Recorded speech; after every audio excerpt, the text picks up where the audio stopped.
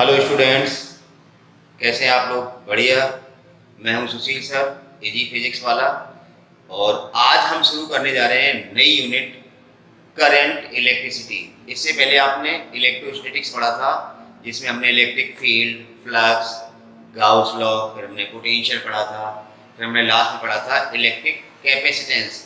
मतलब ये सारा पार्ट था इलेक्ट्रोस्टैटिक्स का। इलेक्ट्रोस्टैटिक्स का मतलब हमने बताया था बेसिकली चार्ज एट रेस्ट। लेकिन आज जो यूनिट हम शुरू करने जा रहे हैं, करंट इलेक्ट्रिसिटी, मतलब हमारा चार्ज मोशन में होगा। समझ गए ना? वैसे तो आपने करंट इलेक्ट्रिसिटी काफी कुछ 10th में पढ़ा है। इलेक्ट्रिक करंट क्या होती है, पोटेंशियल डिफरेंस क्या होता है, इनमें रिलेशन मतलब ओम्स लॉ आपने पढ़ा है। फिर फैक्टर्स अफेक्टिंग द रेजिस्टेंस पढ़े आपने, रेजिस्टेंस का कॉम्बिनेशन पढ़ा आपने, series parallel.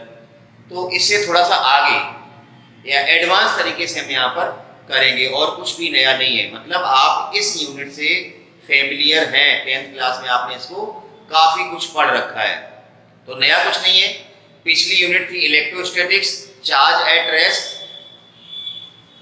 Charge at rest मतलब इलेक्ट्रोस्टैटिक्स। इलेक्ट्रोस्टैटिक्स जिसका काम आपने तमाम कर दिया, इसको आपने खत्म कर दिया। अब हम बात करें चार्ज एट मोशन की। चार्ज एट मोशन हमने बताया जब चार्ज मोशन में होता है तो करंट कंस्टिट्यूट होती है, करंट बनती है। अब मूविंग चार्ज दो तरह का होता है, वहां पर भी मैंने बताया था, यूनिफॉर्मली मूविंग चार्ज और non uniformly moving charge. Charge at motion का मतलब है दो तरह का मोशन होता है, uniform motion of charge, uniform motion of charge, ठीक है ना? मतलब इलेक्ट्रिक करंट बनाएगी जो हमें इलेक्ट्रिक करंट पढ़नी है। Electric current. और जब नॉन यूनिफॉर्म मूविंग चार्ज होता है, नॉन यूनिफॉर्म मूविंग चार्ज, इसका मतलब it is the part of EMW, electromagnetic waves, या इलेक्ट्रोमैग्नेटिज्म में हम पूछ जाएंगे। कहां पूछ जाएंगे? Electromagnetism. मतलब नॉन यूनिफॉर्म मूविंग का चार्ज का मतलब है एक्सीलरेटेड चार्ज। Accelerated charge. तो हम इसको अगली यूनिट में कवर करेंगे। अभी फिलहाल हमें क्या पढ़ना है? यूनिफॉर्म मूविंग चार्ज मतलब इलेक्ट्रिक करंट हमें पढ़ना है। समझ गए ना?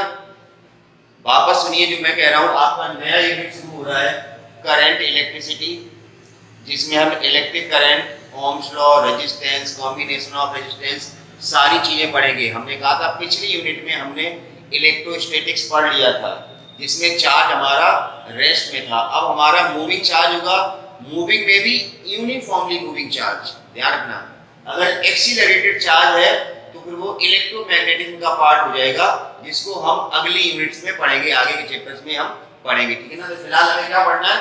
Electric current. तो चलिए शुरू करते हैं इलेक्ट्रिक करंट।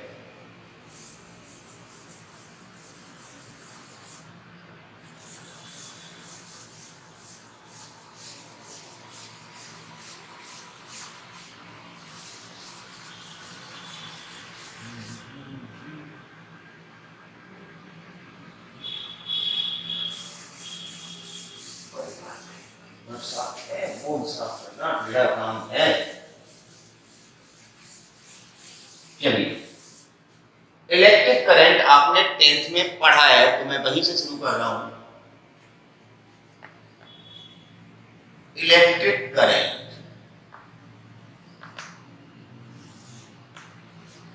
आपने पढ़ रखा, rate of flow of charge, या rate of flow of electrons, या rate of flow of positive charge भी आएगा, ठीक है ना? तो आपने इलेक्ट्रिक करंट पढ़ रखा है, rate of flow of charge is known as, copy pen लेके शुरू हो जाइए भाई, साथ ही साथ नोट्स बनाएं। Rate of flow of charge is known as electric current. Electric current. जब भी हम रेट निकालते हैं, अगर रेट को हम डिफाइन नहीं करते हैं किसके रिस्पेक्ट में रेट निकालें, तो इसका मतलब अंडरस्टूड होता है टाइम के रिस्पेक्ट में ही रेट होता है। अगर हम डिस्टेंस के रिस्पेक्ट में रेट निकालते हैं तो हम वहां पर स्पेसिफाई करते हैं rate of change of velocity with respect to distance, तो हम फिर डिस्टेंस से डिवाइड करते हैं। अगर ऐसा नहीं किया है तो रेट का मतलब ही सिंपल होता है कि कितने टाइम में कितना, ठीक है ना। रेट का मतलब विद रिस्पेक्ट टू टाइम से यहाँ पर है। तो rate of flow of charge known as current, इसका मतलब करंट का मतलब आई बराबर, करंट को स्मॉल आई या कैपिटल आई दोनों से ही रिप्रेजेंट करते हैं, ठीक है ना। तो आई बराबर Q अपॉन T, ठीक है ना। कई बार हमें टाइम इंटरवल दे दिया जाता है कि इतने टाइम इंटरवल में इतना चार्ज फ्लो हो रहा है, तो हम वहां पर फिर एवरेज करंट की बात कर सकते हैं। If delta Q be the amount of charge, be the amount of charge flowing in time interval delta t, then average current मतलब I एवरेज आएगा delta Q upon delta T. कोई दिक्कत वाली बात ही नहीं। अब एवरेज करंट अगर delta Q upon delta T है तो इंस्टेंटेनियस करंट भी आप निकाल सकते हैं। If delta T tends to 0, हमने काइनेमेटिक्स में बताया था कि एवरेज और इंस्टेंटेनियस में मतलब अंतर क्या होता है। इंस्टेंटेनियस का मतलब होता है पार्टिकुलर स्टेट ऑफ टाइम, जब डेल्टा टी बहुत छोटा होता है तो आई इंस्टेंटेनियस जो करंट आएगी वो आएगी dq अपॉन dt। ये कॉन्सेप्ट आप पढ़ चुके हैं कि एवरेज अगर delta Q upon delta T, तो इंस्टेंटेनियस का मतलब टाइम इंटरवल को हम जीरो करते हैं या बहुत छोटा कर देते हैं। टेंस टू जीरो का मतलब बहुत ही कम एट पार्टिकुलर स्टेट, तो हम लिखते हैं I बराबर फिर dq अपॉन dt। ये करंट के बेसिक फार्मूले हैं, मतलब I बराबर q अपॉन t या delta Q upon delta t या dq अपॉन dt। अच्छा, I की यूनिट तो आपको पता ही है, Q क्या है कूलम और T क्या है सेकेंड, कूलम पर सेकेंड या एम्पियर, ठीक है ना, एम्पियर ए। याद रखना फंडामेंटल क्वांटिटी एम्पियर, आपने जो 11th में 7 फंडामेंटल पढ़ा था उनमें से एक एम्पियर, ठीक है।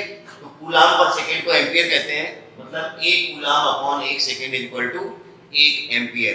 तो इसमें कोई बड़ी बात नहीं, आप 12th स्टैंडर्ड के हैं, वही एक एम्पियर की डेफिनेशन बनानी, तो एक कूलम बटे एक सेकेंड, मतलब अगर किसी कंडक्टर में या किसी सर्किट में एक कूलम चार्ज एक सेकेंड में फ्लो हो रहा है तो सर्किट या कंडक्टर में फ्लो होने वाली करंट कितनी होगी, 1 एम्पियर होगी। इफ Q बराबर 1 कूलम, T बराबर 1 सेकेंड, देन I बराबर कितना आएगा 1 एम्पियर। तो उसको आप डिफाइन कर सकते हैं। तो चलिए इसको नोट कीजिए, ये करंट की बेसिक डेफिनेशन है, फिर हम आगे चलते हैं।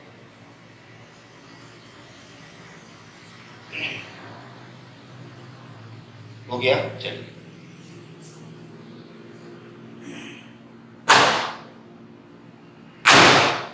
अब हमने जैसे कहा कि rate of flow of charge is known as current, तो चार्ज का फ्लो होता कैसे है, which is responsible for flow of charge. जैसे आपने पढ़ा होगा हीट का फ्लो हमेशा हायर टेम्परेचर से लोअर टेम्परेचर की ओर होता था ना, flow of heat from higher temperature to lower temperature, तो हम हीट करंट कह सकते हैं, समझ गए ना।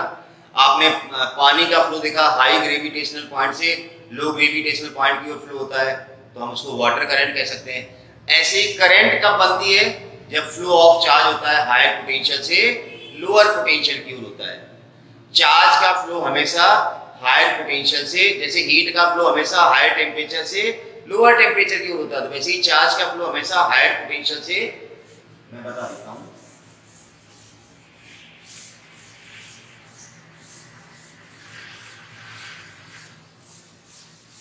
देखिए अब जो भी चीज आपको बताई जाए उसको आप पॉइंट के फॉर्म में लिखेंगे या बना के रखेंगे तो आपके लिए अच्छा रहेगा।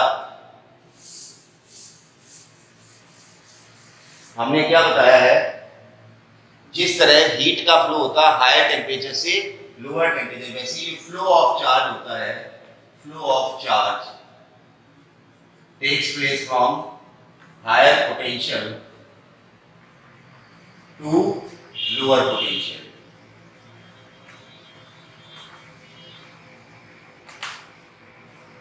Flow of charge from higher potential to lower potential, इसी को हम कन्वेंशनल करंट कहते हैं। क्या कहते हैं? Conventional current.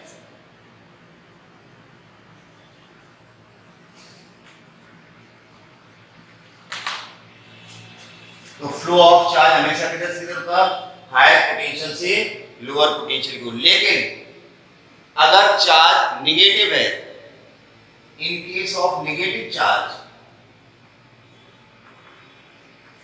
नेगेटिव चार्ज से मतलब है इलेक्ट्रॉन से।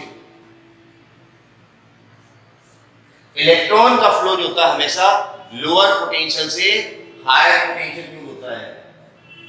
Always from lower potential to higher potential.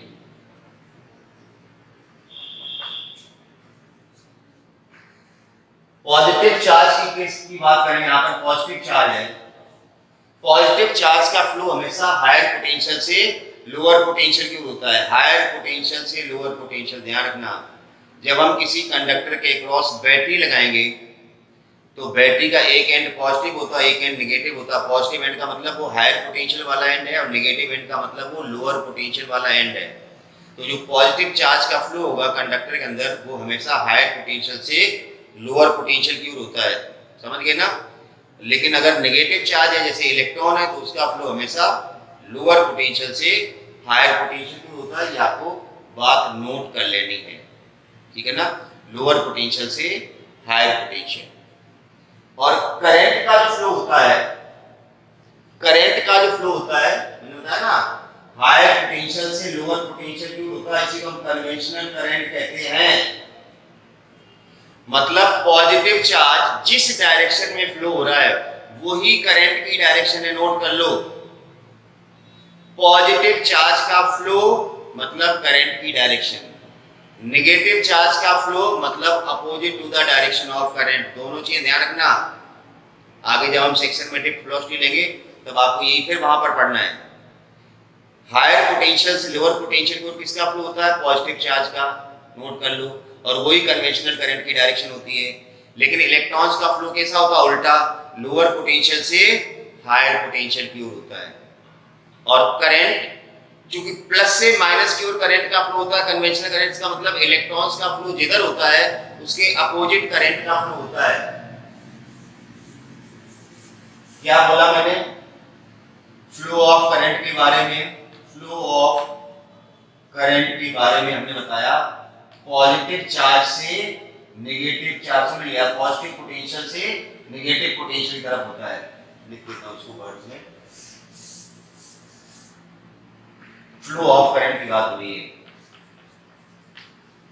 along the direction of flow of positive charge।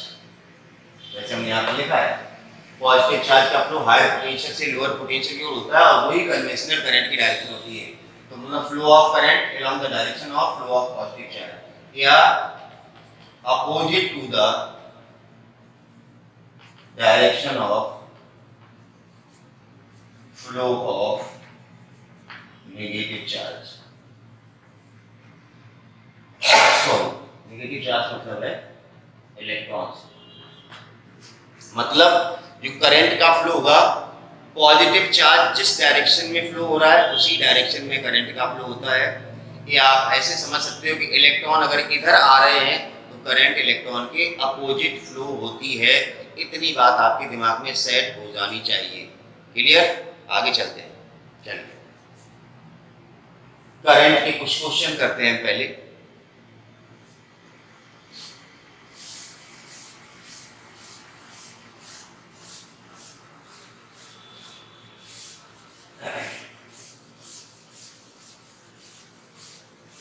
देखिए आज बिल्कुल ही बेसिक है, पहला लेक्चर है करंट इलेक्ट्रिसिटी का, तो सारा कुछ आपको समझ में आना चाहिए, ठीक है ना?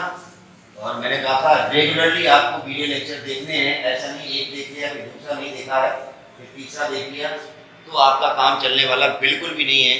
अगर आप मक्कारी कर रहे हैं तो इसका मतलब आप अपने आप को धोखा दे रहे हैं। तो मेरे साथ बने रहिए, कॉपी पेन लेकर के बैठिए, सारा कुछ ब्लैक बोर्ड पे डिटेल में लिखा जा रहा है उसको आप कॉपी करिए प्लीज, है ना। और वीडियो को देखते रहिए, एक बार समझ में आया दूसरी बार फिर देखिए, फिर भी समझ नहीं आया तो आप कमेंट बॉक्स में लिख करके पूछ लीजिए, ये टॉपिक नहीं आया, इसमें ये क्या प्रॉब्लम है, वापस समझा दीजिए, या ये क्वेश्चन समझ नहीं आया, न्यूमेरिकल समझ नहीं आया। लेकिन बस आप तो बैठे हैं, पढ़े जा रहे हैं, समझ में आए तो ठीक है, नहीं आए तो भी ठीक है, तो ऐसा नहीं करना है, ठीक है ना। इलेक्ट्रिक करंट की बात करते हैं, ठीक है ना। चलिए, हमने इलेक्ट्रिक करंट के फॉर्मूले बताए थे।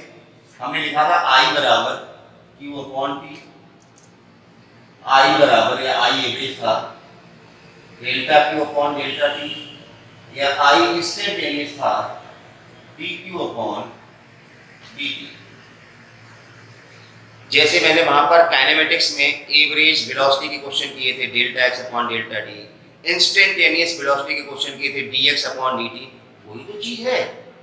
वहां x का चेंज था, यहाँ चार्ज का चेंज हो रहा है, कितने टाइम में कितना चार्ज, वहां कितने टाइम में कितनी डिस्टेंस ट्रेवल कर रही थी, बरोबर है ना। यहाँ कितने टाइम में कितना चार्ज फ्लो हो रहा है, वही करंट है, rate of flow of charge, मतलब कितने टाइम में कितना charge flowing per unit time, या इतने टाइम इंटरवल में इतना चार्ज फ्लो हुआ तो एवरेज करंट कितना बनेगा। तो सेम चीज वही है, वहां डिस्टेंस कवर्ड पर यूनिट टाइम थी, यहाँ पर चार्ज फ्लोन पर यूनिट टाइम है। तो वहां x था, यहाँ की हुए, बाकी सारे क्वेश्चन वैसे ही करने हैं जैसे वहां पर एवरेज वेलोसिटी और इंस्टेंटेनियस वेलोसिटी के किए थे, अभी हम आपको बता रहे हैं। एक चीज बता दें, जैसे आपने लिखा I बराबर dq अपॉन dt, तो इसको हम ऐसे लिख सकते हैं dq बराबर I dt, लिखा जा सकता है भाई। तो इंटीग्रल कर दो, q बराबर आ जाएगा इंटीग्रल ऑफ I dt। तो अगर आपको करंट दिया गया वहां से चार्ज निकालना है तो आप ऐसे भी कर सकते हैं। तो चलिए हम कुछ क्वेश्चंस ले रहे हैं, इन फार्मूलों को आप साइड में कहीं पर बॉक्स में लिख लीजिए, क्योंकि अभी हमने इलेक्ट्रिक करंट की सिर्फ डेफिनेशन बताई है। इलेक्ट्रिक करंट क्या होती है, flow of charge is known as electric current. कितने टाइम में कितना चार्ज फ्लो हो रहा है किसी पर्टिकुलर क्रॉस सेक्शन से, तो अगर आपको दिया गया हो तो आप एवरेज करंट निकाल सकते हो। किस टाइम पे करंट आपको निकालनी कि भाई किसी कंडक्टर है उसका क्रॉस सेक्शन इतना है, करंट फ्लो हो रही है, इस पार्टिकुलर इंस्टेंट ऑफ टाइम में उस क्रॉस सेक्शन से कितनी करंट गुजर रही है किसी पार्टिकुलर इंस्टेंट ऑफ टाइम में, तो आप इंस्टेंटेनियस करंट का फार्मूला I बराबर dq अपॉन dt भी लगा सकते हैं, ठीक है ना। तो चलिए एक क्वेश्चन लेते हैं। Charge flowing through a circuit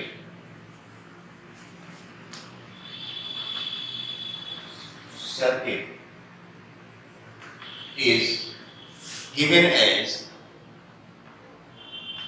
q बराबर 2t square plus 5t plus 3 coulomb.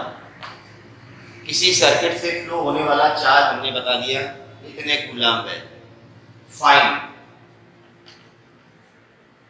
Number 1 current at t equal to 2 second, average current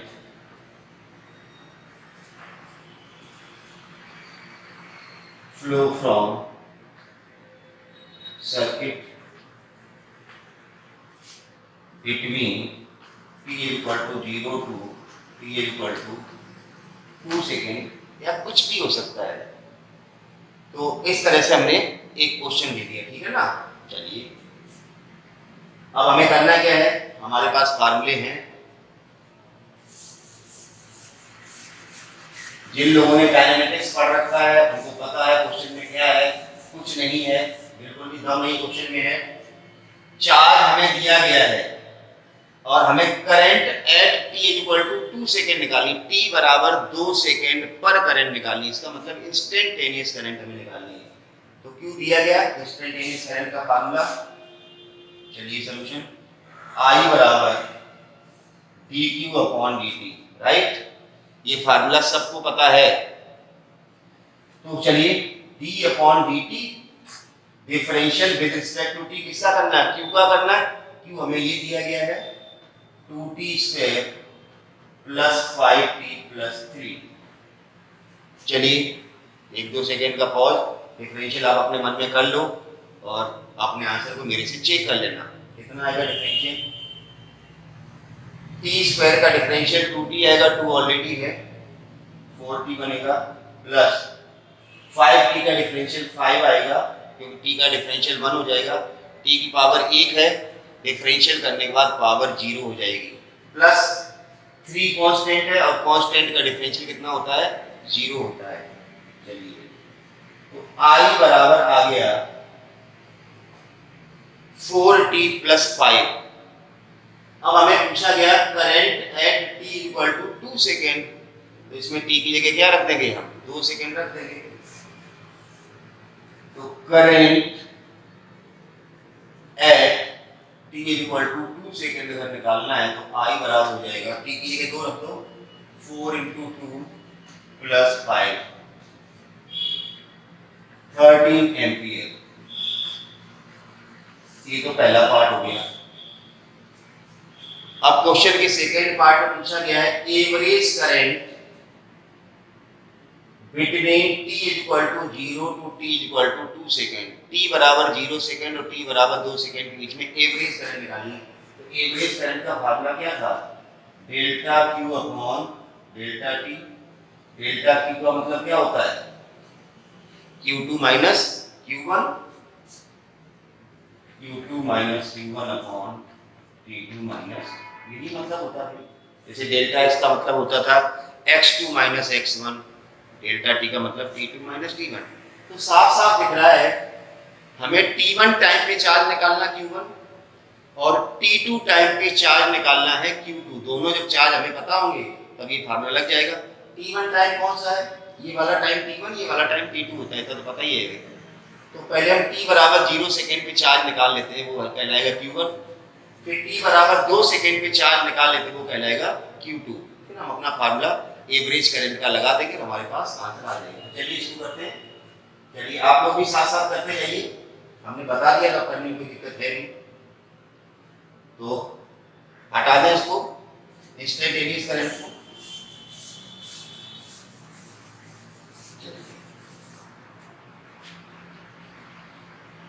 t बराबर 0 पर चार्ज एट t बराबर 0, t बराबर 0 पे चार्ज निकाले हैं, इसको हम q1 नाम देंगे। चार्ज इक्वेशन ये है, इसमें t बराबर 0 रख दो, ये 0 हो जाएगा, 0 हो जाएगा तो 3 आएगा, 3 कूलम। अब चार्ज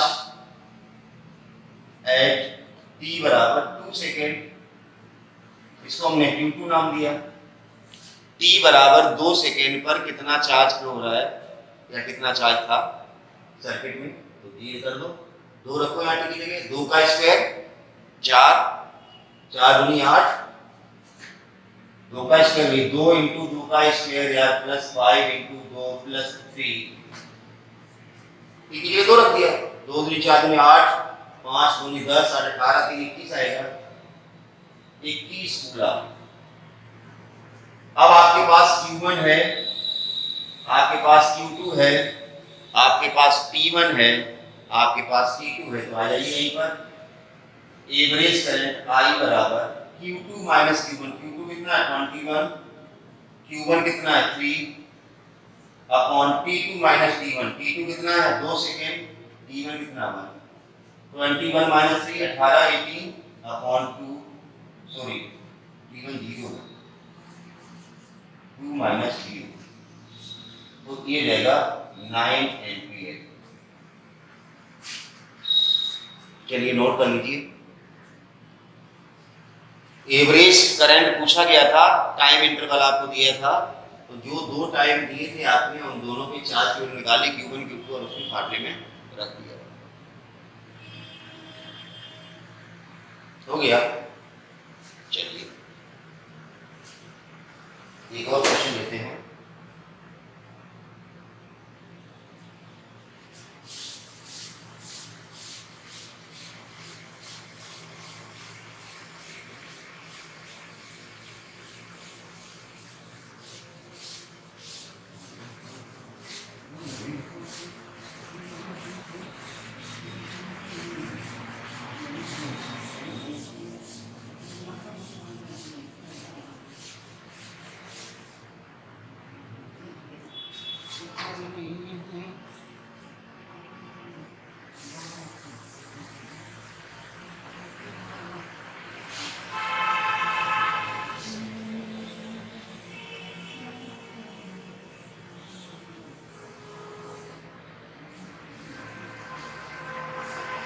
चलिए, अभी हमने जो क्वेश्चन किए थे उसमें हमने चार्ज दिया था और करंट पूछा था। अब हम इसका उल्टा कर लेते हैं, ठीक है ना। करंट एसोसिएटेड, क्वेश्चन दूसरा है, current associated with conductor is 2t plus 3 ampere at an instant. Find charge flowing through the conductor in 2 seconds. Also find number of electrons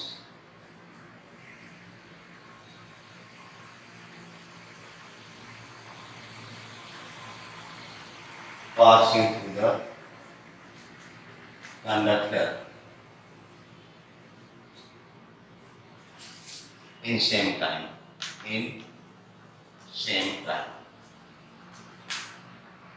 इस तरह से हमने एक क्वेश्चन बना लिया, ठीक है ना।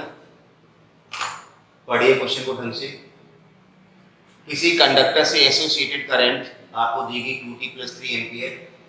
तो पूछा गया है कि 2 सेकेंड में उस कंडक्टर से कितना चार्ज फ्लो हुआ 2 सेकेंड में, ठीक है ना। Also find number of electron passing through the conductor in the same time. तो उस 2 सेकेंड में इलेक्ट्रॉन कितने पास हुए या कितने इलेक्ट्रॉन गुजरे हैं कंडक्टर से। कुछ नहीं, यहाँ पर हमें दिया गया करंट और चार्ज पूछा गया, हमने भी बताया था I बराबर dq/dt, राइट। तो हमने भी फार्मूला बताया था, dq बराबर हो जाएगा I dt या q बराबर integral of I dt। Time की लिमिट लगा दो, 0 से 2 सेकेंड के बीच में पूछा गया, मतलब 2 सेकेंड में मतलब 0 से 2। तो आया बाद में टी जब आया वहां टी की जगह 2 सेकेंड रख देना, ठीक है ना। तो q बराबर इंटीग्रल ऑफ I dt, ये फार्मूला बन गया है। अब आप इसको सॉल्व कर लें, बड़ी आसानी से सॉल्व होने वाला है। कैसे, देखिए, q बराबर integral of I dt, I कितना दिया गया है 2t + 3 और dt। इंटीग्रल कीजिए फटाफट। इंटीग्रल करेंगे, 2 तो कांस्टेंट है, t का इंटीग्रल t²/2 आएगा भाई, प्लस 3 के इंटीग्रल आएगा 3t। अगर इंटीग्रल नहीं आता तो बहुत गलत बात है, 2 से 2 गया तो q की इक्वेशन आ गई t² + 3t कूलम, ठीक है ना। अब हमें जिस टाइम पे चार्ज पूछा गया है वो t की जगह हम टाइम डाल देंगे तो हमें चार्ज की वैल्यू मिल जाएगी। तो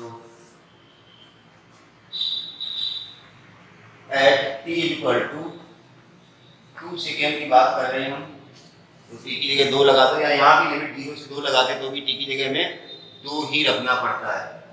तो q बराबर आ जाएगा t² 2 का स्क्वायर प्लस 3 × 2, 2 × 2 = 4 प्लस 3 × 2 = 6, मतलब 10 कूलम। तो 2 सेकेंड में जो चार्ज फ्लो हुआ कंडक्टर से, अगर करंट इतनी फ्लो हो रही है, इस टाइप से फ्लो हो रही है, तो 2 सेकेंड में जो चार्ज फ्लो हुआ कंडक्टर के थ्रू वो कितना होगा 10 कूलम। इसमें तो कोई दिक्कत है ही नहीं। अब हमसे पूछा गया है इन्हीं 2 सेकेंड में इसमें कितना चार्ज फ्लो हुआ, तो इलेक्ट्रॉन्स कितने फ्लो हुए। बहुत सरल है, 1 कूलम चार्ज में कितने इलेक्ट्रॉन होते हैं आपको पता है, नहीं पता है तो इलेक्ट्रोस्टैटिक्स वापस पढ़ लेना। फार्मूला था q बराबर ne, number of electrons in 1 coulomb of charge, हमने निकलवाया था। याद नहीं है तो मैं वापस बता देता हूं भाई, ऐसे मत करो यार।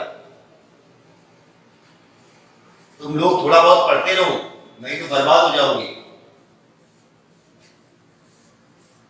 चलिए, जिन लोगों ने कर लिया है बहुत अच्छा है, क्योंकि कई बच्चे पढ़ते भी, ऐसी बात नहीं सारे बच्चे नहीं पढ़ते, सारे बच्चे नालायक नहीं होते हैं, कुछ लायक भी होते हैं, कुछ अनलायक भी होते हैं, कुछ पढ़ते हैं, कुछ नहीं पढ़ते हैं। तो चलिए, जिन बच्चों ने कर लिया है वो अपना आंसर टेली कर लें, मैं करने जा रहा हूँ। 10 कूलम्ब चार्ज हमने बताया था, Q बराबर फार्मूला एक था Ne, यहाँ N नंबर ऑफ इलेक्ट्रॉन्स होते हैं, E एक इलेक्ट्रॉन का चार्ज होता है और Q टोटल चार्ज होता है। तो एक कूलम्ब चार्ज में कितने इलेक्ट्रॉन होते हैं? तो N बराबर आपने फार्मूला से किया था Q अपॉन E, याद करो। Q की जगह 1 कूलम्ब चार्ज और E का वैल्यू था 1.6 10 पावर -19 कूलम्ब। तो इसको जब आपने सॉल्व किया होगा तो कितना आया होगा? जिन्होंने सॉल्व नहीं किया दशम में घटाओ, ऊपर 10 हो जाएगा, 10 की पावर 19 को भी ऊपर ले जाओ, अपॉन में 16 हो गया। यहाँ से 0 इधर ले लो, 100 अपॉन 16 10 की पावर 18, ये हो जाएगा 6.25 इंटू 10 की पावर 18 इलेक्ट्रॉन्स। एक कूलम्ब चार्ज में, क्योंकि कितना रखा? एक कूलम्ब चार्ज, एक कूलम्ब चार्ज में इलेक्ट्रॉनों की संख्या इतनी होती है। ये इलेक्ट्रोस्टैटिक्स में भी बताया था हमने, ये क्वेश्चन कराया था और मैंने कहा भी था इसको एज ए स्टैंडर्ड रिजल्ट याद रखना। देखिए, फिजिक्स में बहुत सारी चीजें ऐसी हैं जो हमने निकाली तो न्यूमेरिकली है, लेकिन एक पार्टिकुलर स्टैंडर्ड रिजल्ट की तरह से वो काम करती है। अब एक कूलम्ब चार्ज में तो इलेक्ट्रॉन सबको पता होने चाहिए कितने इलेक्ट्रॉन होते हैं, फिजिक्स पढ़ रहे हो या बार बार निकालोगे। जैसे यहाँ एक कूलम्ब में जब पता तो 10 कूलम्ब में निकालना तो 10 से मल्टीप्लाई करना था, लेकिन जब बच्चे को पता ही नहीं एक कूलम्ब में इलेक्ट्रॉन कितने होते, फिर वो जाता वही फार्मूले पे, इस तरह से फार्मूला लगाता है पूरा, एक कूलम्ब चार्ज में इलेक्ट्रॉनों की संख्या निकालता है और उसके बाद आगे बढ़ता है। तो सब गड़बड़ है ना मामला ये। तो ऐसे नहीं करना है, जो चीजें स्टैंडर्ड हैं उनको स्टैंडर्ड रिजल्ट की तरह से आप याद कर लो। मैं हर वीडियो लेक्चर में कहता हूँ, जैसे अभी हम कॉम्बिनेशन ऑफ कैपेसिटर बता रहे हैं, तो आपको याद कर लेना चाहिए कि सीरीज का फार्मूला होता है C1 C2 upon C1 plus C2। उसमें ध्यान रखना है कि दो कैपेसिटेंस अगर इक्वल कैपेसिटेंस के हैं, मतलब दो कैपेसिटर इक्वल कैपेसिटेंस के हैं, तो सीरीज में कैपेसिटेंस आधा रह जाता है। याद कर लो, 5 5 का 2.5, 10 10 का 5, 2 2 का 1 1 1 का 0.5। लेकिन आपको याद नहीं करना है, आप इस चीज को दिमाग में डालते ही नहीं। आप क्या करते हो? सीरीज है, घिसने लगे formula 1 upon C equal to 1 upon C1 plus 1 upon C2, करो अपना टाइम खराब, इसी का क्या जाता है। तो जो चीजें फिक्स है, व्हिटस्टोन ब्रिज मैंने बताया था, P Q R S अगर बैलेंस है बीच वाला हट जाता है।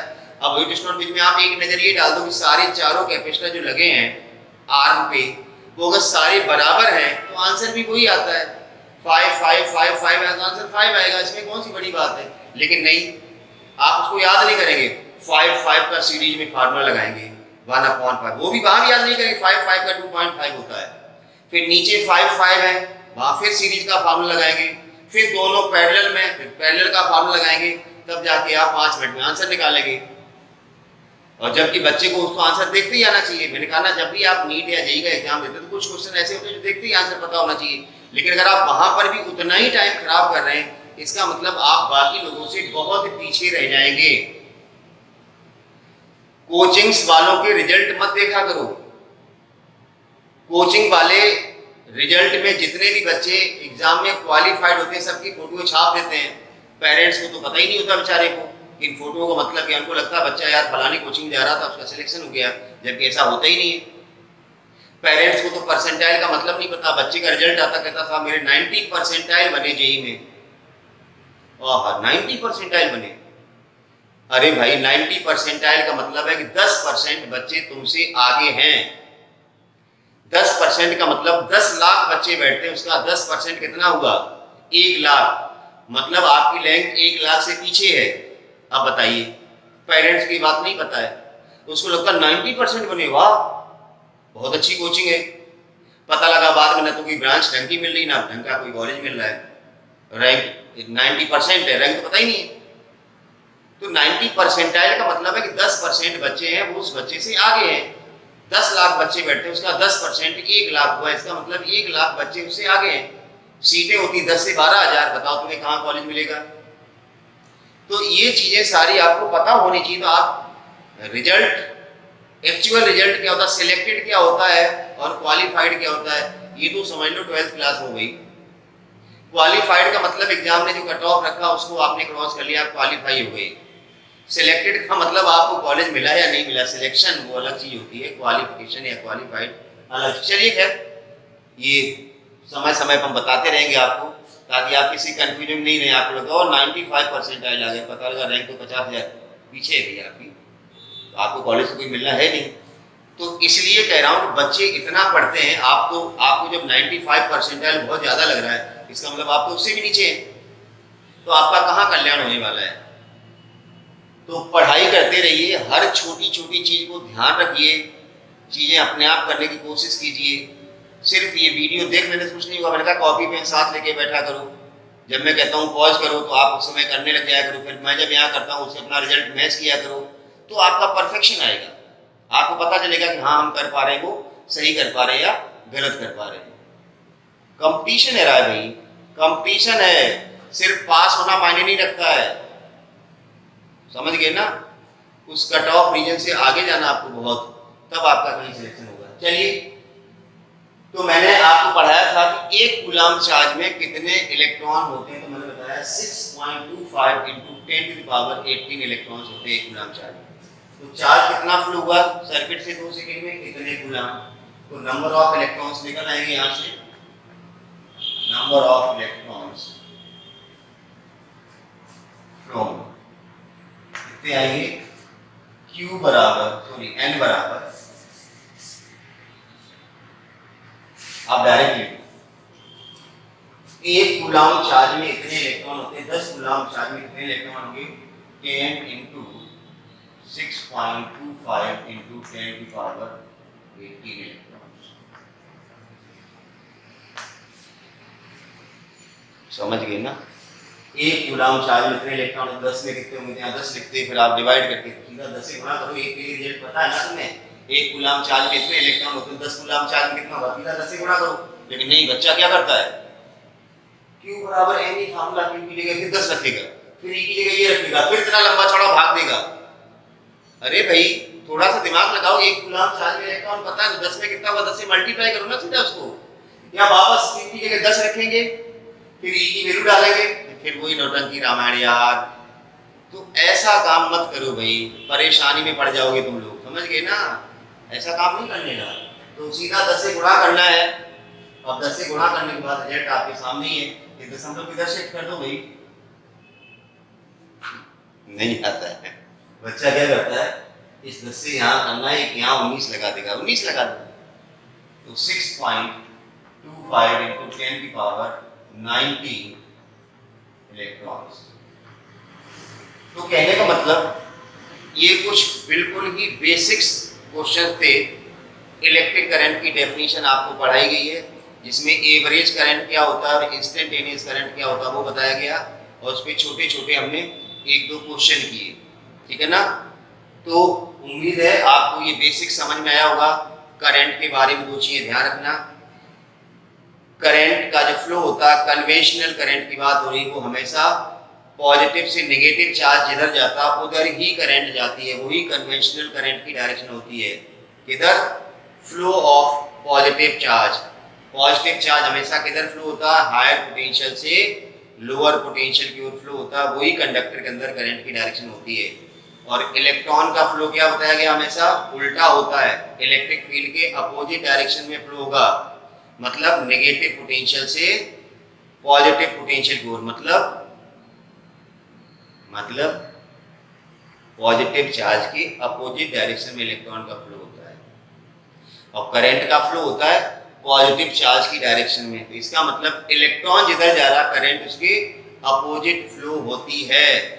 ये मैंने कहा था, 2-3 बातें दिमाग में सेट कर लेना, क्योंकि अगला जो वीडियो लेक्चर होगा वो ड्रिफ्ट वेलोसिटी होगा, और उसमें हमें यही सब कुछ पढ़ना है कि ड्रिफ्ट वेलोसिटी क्या होती है, थर्मल एनर्जी इलेक्ट्रॉन्स की कितनी होती है, बिना इलेक्ट्रिक फील्ड के इलेक्ट्रॉन किस तरह से मोशन करते हैं, एंड ऑल दैट। तो ये पहला लेक्चर था करंट इलेक्ट्रिसिटी का, जिसमें हमने इलेक्ट्रिक करंट को आपको समझाया, इलेक्ट्रिक करंट के कुछ आपने क्वेश्चंस किए, और मैंने बताया था कि चूंकि आप कैपेसिटेंस पढ़ चुके हैं तो कॉम्बिनेशन ऑफ रेजिस्टेंस में बहुत ज़्यादा दिक्कत आपको नहीं होगी, बशर्ते आपने जो पीछे पढ़ा, मैंने बार बार यही कहा है कि जो आप पीछे पढ़ते आ रहे हैं उसको आपको दिमाग में रखना है। तो आप जब आगे पढ़ेंगे तो आपको बहुत कुछ नया नहीं मिलेगा, और आपको अगर पीछे का कुछ भी याद नहीं है तो आपको हर रोज नई फिजिक्स देखने को मिलेगी, आपको पीछे का तो कुछ पता ही नहीं है। अब जिस बच्चे को पता था एक कूलाम में इतने इलेक्ट्रॉन होते हैं तो उसको तो कुछ पता ही नहीं था, 10 से तो गुणा करके सीधा निकाल देगा, लेकिन तुम्हें दिमाग लगाना पड़ रहा। अब क्या करें, चार्ज तो निकाल लिया, अब इलेक्ट्रॉन भी निकाल लें, इलेक्ट्रॉन कैसे निकालें। तो कहने का मतलब है हर चीज आगे जो आ रही है वो पीछे से कहीं ना कहीं रिलेट होती है, तो पीछे वाले कॉन्सेप्ट आपको सारे पता होने चाहिए। इसीलिए तो स्टार्टिंग से लोग पढ़ते भी, ऐसा नहीं हो कि बीच बीच में से फिजिक्स पढ़ लो कहीं से भी। तो हर चैप्टर में पिछले चैप्टर का कुछ ना कुछ कॉन्सेप्ट काम में आता है, तो रेगुलर पढ़ाई करते रहिए। ये जो आपका करंट इलेक्ट्रिसिटी वाला यूनिट बहुत ही इंपॉर्टेंट यूनिट है, काफ़ी लंबा भी चलेगा। जैसे कैपेसिटेंस में मैंने शायद 15 या 14 वीडियो लेक्चर बनाए थे, तो यहाँ पर भी इससे कम नहीं होंगे, थोड़े ज़्यादा ही हो सकते हैं। तो तसल्ली से पढ़ना है, रोज का रोज पढ़ना है। एक बार देखो, 2 बार देखो, वीडियो किताब लेके बैठो, कॉपी लेके बैठो, साथ ही साथ लिखते जाइए। जितने भी प्रैक्टिस क्वेश्चन यहाँ कराए जा रहे हैं उनको करते रहिए, फिर अपनी बुक के क्वेश्चन लगाने की कोशिश कीजिए। भाई आपको सैंपल एग्जाम्पल यहाँ क्यों कराए जाते हैं, ताकि आप बुक में ऐसे जो क्वेश्चन दिए गए करंट से रिलेटेड उनको कर पाए। तो आपके पास ये सारा मैटर, इसलिए मैं आराम से बोर्ड पे देखिए हर चीज लिखी आपको मिलेगी, आप इसको कॉपी कीजिए पॉज करके, आपके नोट्स बनते जाएंगे। समझ पा रहे हैं ना? हाँ, तो रेगुलर वीडियो देखते रहिए, चैनल को सब्सक्राइब कीजिए, सब्सक्राइब नहीं किया अगर तो, और अच्छे से लाइक करते रहिए, और पढ़ाई मन लगा के करिए, ठीक है ना? क्योंकि बिना पढ़ाई के कुछ भी नहीं होता है।